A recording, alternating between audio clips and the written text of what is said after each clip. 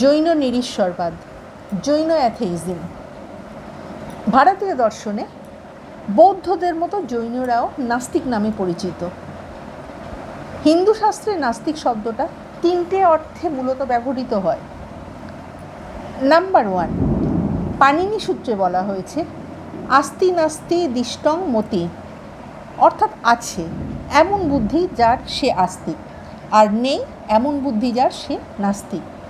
এখানে আছে অর্থে দেহাতীত আত্মার কথা এখানে বলা হয়েছে। পরলোক আছে, পুনর্জন্ম আছে, আর নেই অর্থে এখানে দেহাতীত আত্মা নেই, পরলোক নেই, পুনর্জন্ম নেই।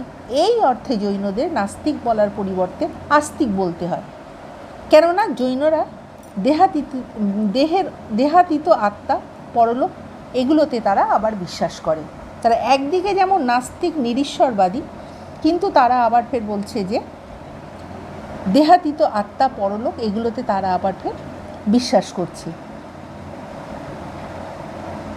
নাম্বার 2, মনু বলছেন নাস্তিক ও বেদ ও নিন্দক, অর্থাৎ যারা ভারতীয় ধর্মগ্রন্থ বেদের প্রামাণ্য স্বীকার করে তারা আস্তিক, আর যারা দেখা যায় যে বেদের প্রামাণ্যকে অস্বীকার করছে তারা নাস্তিক।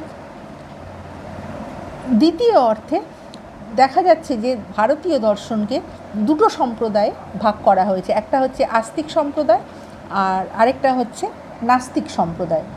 এই অর্থে দেখা যাচ্ছে জৈনগণ নাস্তিক, কেননা তারা তাদের নিয়ম অনুযায়ী দেখা যাচ্ছে তারা বলছে যে নাস্তিক, কেননা তারা বেদের প্রামাণ্যে তারা বিশ্বাস করে না।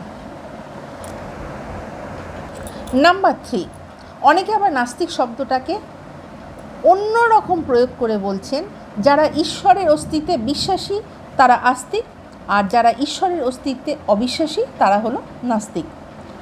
এটাই হলো আস্তিক এবং নাস্তিক শব্দের সাধারণ বা লৌকিক অর্থ। এই লৌকিক অর্থে দেখা যায় যে জৈনরা নাস্তিক, বৌদ্ধদের মতো জৈনরাও ঈশ্বরের অস্তিত্বে অবিশ্বাসী। লৌকিক অর্থে ঈশ্বর বলতে বোঝায় পরম করুণাময়, সর্বজ্ঞ, সর্বক্ষম, সর্বদোষরহিত জগৎস্রষ্টা আধ্যাত্মিক সত্তাকে। জৈনরা কিন্তু এগুলোর অস্তিত্ব কখনো মানে না। ঈশ্বরের অস্তিত্বের বিপক্ষে জৈনদের কতগুলো যুক্তি রয়েছে।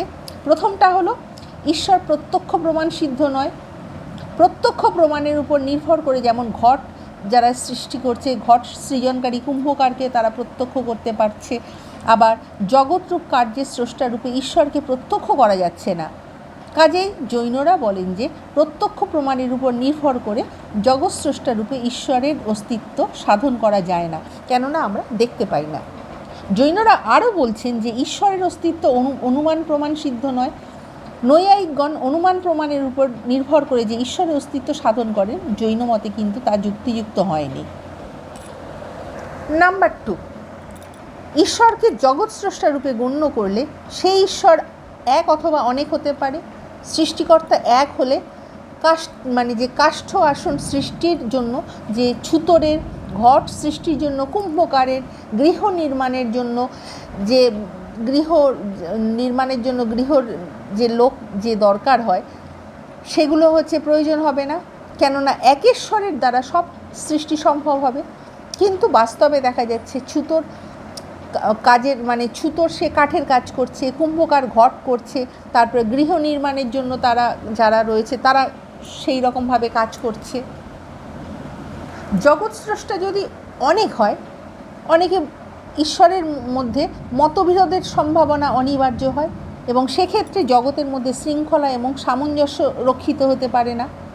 তেমনি আবার ঈশ্বর একাধিক হলে কোনো একজন ঈশ্বরকে সর্বক্ষম, সর্বজ্ঞ বিশেষণে বিশেষিত করা চলে না, কেননা একের ক্ষমতা, জ্ঞান ইত্যাদি অন্যের দ্বারা বাধিত হচ্ছে। কাজেই জগৎস্রষ্টারূপে ঈশ্বর কল্পনা এক যুক্তিহীন কল্পনা। নাম্বার 3, জৈন মতে ঈশ্বরের অস্তিত্ব যেমন অসিদ্ধ, তেমনি তার অনন্ত ঐশ্বর্য এবং গুণাবলীও অসিদ্ধ। ঈশ্বরবাদীরা যে ঈশ্বরকে সর্বক্ষম, সর্বজ্ঞ, একত্র, নিত্যপূর্ণ, নিত্যমুক্ত ইত্যাদি বিশেষণে বিশেষিত করেন, জৈনরা সে বিষয়েও সংশয় প্রকাশ করেন।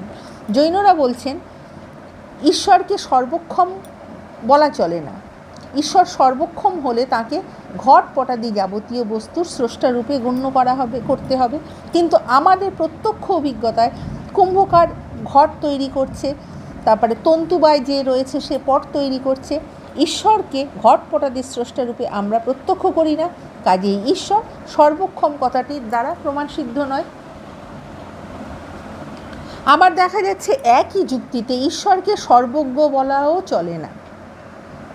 ঈশ্বর সর্বজ্ঞ হলে ঘটপট সৃজনে শিল্পীর বিজ্ঞতা এবং পরিকল্পনা নিষ্প্রয়োজনীয় হবে, কিন্তু বাস্তবত দেখা যায় যে শিল্পীর নিজস্ব পরিকল্পনা এবং বিজ্ঞতা ব্যতীত ঘটপটাদি কখনো সৃষ্টি হচ্ছে না। তাই এখানে ব্যক্তিরই দেখা যাচ্ছে যে তারই একটা ক্ষমতা রয়েছে নিজস্ব।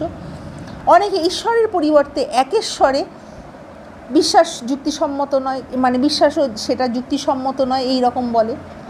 একেশ্বরবাদীরা আত্মপক্ষ সমর্থনের জন্য বলতে পারে যে একের পরিবর্তে বহু ঈশ্বর স্বীকার করলে কোনো ঈশ্বরকে আর সর্বক্ষম, সর্বজ্ঞ ইত্যাদি বিশেষণে বিশেষিত করা যায় না, কেননা একের ক্ষমতা ও জ্ঞান অন্যের দ্বারা বাধিত হয়। তদুপরি দেখা যাচ্ছে যে ঈশ্বর অনেক হলে সেই অনেক ঈশ্বরের মতৈক্য না হবার যথেষ্ট আশঙ্কা থাকে এবং ফলত তাদের গড়া জগৎ এক অনিয়মের জগতে, শৃঙ্খলাহীন জগতে পরিণত হওয়ার আশঙ্কা থাকে। সুতরাং জৈন মতে ঈশ্বরের অস্তিত্ব যেমন অসিদ্ধ, তেমনি তার অনন্ত ঐশ্বর্য অসিদ্ধ। জৈনরা তাই নিরীশ্বরবাদী। এখানে বিশেষভাবে উল্লেখযোগ্য যে জৈনরা তথাকথিত ঈশ্বরের অস্তিত্বে অবিশ্বাসী হলেও সিদ্ধ পুরুষ অহং বা জিন এর অস্তিত্বে তারা বিশ্বাস স্থাপন করেছেন। জৈনরা তথাকথিত ঈশ্বরকে অপসারিত করে অহং বা জিনকে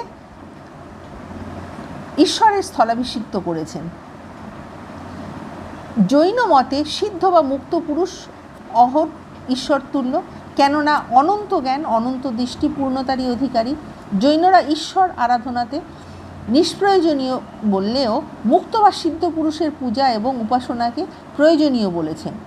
সিদ্ধ পুরুষের পূজা এবং উপাসনা থেকেই জীবের মধ্যে মুক্তি লাভের বাসনা জাগ্রত হয় এবং অহর্ত প্রাপ্তির পথ প্রশস্ত হচ্ছে। সংসার ত্যাগী মঠবাসী সন্ন্যাসী বা শ্রমণদের নিত্যকর্মের অন্তর্গত রূপে জৈনরা এই জন্য পঞ্চপুরুষের উপাসনার উল্লেখ করেন: অহরত, সিদ্ধ, আচার্য, উপাধ্যায় এবং সাধু। কাজেই সেই ঈশ্বর অস্বীকৃত হলেও জৈন ধর্মে তথাকথিত শেষর ধর্মের অন্তরঙ্গ এবং বহিরঙ্গ উভয় দিকই বিদ্যমান রয়েছে। অন্তরঙ্গ দিকটা হলো পঞ্চপুরুষের প্রতি গভীর শ্রদ্ধা প্রদর্শন এবং বহিরঙ্গ দিকটা হলো পঞ্চপুরুষের নিত্য পূজা ও উপাসনা। এখানে এটা উল্লেখ করতে হচ্ছে যে জৈনদের অহত বা সিদ্ধ পুরুষের উপাসনা ঈশ্বর বিশ্বাসী ধার্মিক ব্যক্তির উপাসনার সমতুল্য নয়। ধার্মিক ব্যক্তি ঈশ্বর উপাসনা করেন ঈশ্বরের করুণা লাভের জন্য। জৈন শ্রমণ সিদ্ধ পুরুষের উপাসনা করেন তাদের কৃপা লাভের জন্য নয়, তাদের জীবনাদর্শে উদ্বুদ্ধ হয়ে বীরের মতো মুক্তির দুর্গম পথে অগ্রসর হবার জন্য। তাই সঠিক পথে অগ্রসর হবার জন্য, মুক্তির দুর্গম পথে অগ্রসর হবার জন্য তারা এই রকম উপাসনা করেন। মুক্তি বা মোক্ষ দানের বিষয় নয়, কোনো সহজ প্রাপ্তি নয়। মুক্তিকে অর্জন করতে হয়, আত্মশক্তিতে বলিহান হয়ে অর্জন করতে হয়। তাই আত্মশক্তির কথা এখানে তারা বলছেন। সিদ্ধ পুরুষের উপাসনার দ্বারা মুক্তি লাভ হয় না, তবে ওই উপাসনা তাদের মনোবল বৃদ্ধি করে মুক্তির দুর্গম পথকে সুগম করে। আত্মিক বলে বলিয়ান হয়ে কর্মপুদ্গলের প্রভাব থেকে নিজেকে মুক্ত করতে পারলে তবেই মোক্ষ লাভ হয়। সিদ্ধ পুরুষদের করুণা লাভের মোক্ষ লাভ হয় না, মোক্ষ লাভ হয় আত্মশক্তিতে নিজ কর্মের দ্বারা। জৈনগণ তাই বৌদ্ধ ধর্মের মতো আত্মবিকাশের ধর্ম, আত্মশক্তিতে পরিপূর্ণতা লাভের ধর্ম।